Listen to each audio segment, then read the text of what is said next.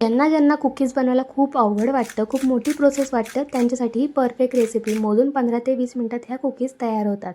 बनवायला अगदी सोपं आहे. एका कढईमध्ये आपल्याला 1.5 वाटी पाणी टाकायचं आहे. नंतर बटर टाकायचं आहे. बटरच टाका, तूप वगैरे काही टाकू नका. बटरनी खूप छान टेस्ट येते. 4 चमचे साखर टाकायची आणि 1.5 वाटी मैदा टाकायचा आहे. आता उकळ काढतो ना आपण, तसं काही आपल्याला हे वाफायचं वगैरे काही गरज नाही. फक्त पीठ छान एकत्र झालं, बारीक गॅस करून मिक्स करायचं आणि नंतर लगेच एका परातमध्ये काढून हलक्या हाताने मळून घ्यायचं. थोडंसं आणखीन सॉफ्ट होण्यासाठी मी कोमट दूध घेतलेलं आहे किंवा थंड दूध घेतलं तरी चालेल. परत पुन्हा हे मळून घ्या. छान सॉफ्ट झालेलं आहे, बघू शकता. आता मी हे पीठ ना पायपिंग बॅगमधून टाकून ट्राय करून बघितलं, पण खूप जोर लावा लागतो आहे. बेस्ट आपला सोऱ्या असतो त्यामध्ये टाका आणि अशा पद्धतीने कुकीजला आकार द्या. मस्त छान कुकीज होतात, बघू शकता. अगदी झटपट होतो आणि जोर लावायचीही गरज पडत नाही.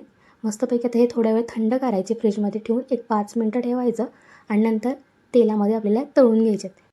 कुकीज तेलात सोडण्याच्या आधी तेल आपलं चांगलं गरम पाहिजे, तेव्हा कुकीज सोडायच्या आणि त्या हलक्या उठल्या तेलामध्ये की गॅस बारीक करायचा किंवा मीडियम, मस्त छान गोल्डन कलरचे होईपर्यंत फ्राय करायच्या.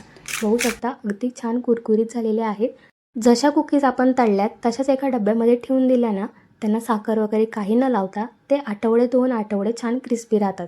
पण जर तुम्ही अशा पद्धतीने क्रीम लावून एका डब्यामध्ये ठेवून दिलं ते सॉगी पडतात. त्यामुळे जेवढ्या कुकी तुम्हाला आत्ता खायच्यात तेवढ्याच कुकीजला क्रीम लावा. नाहीतर तुम्हाला क्रीम नसेल बनवायची तर साधं कुकीजला आपलं पिठी साखर किंवा साखर कोट करायची आणि तसेही खाऊ शकतात. छान लागतात, ट्राय करून बघा.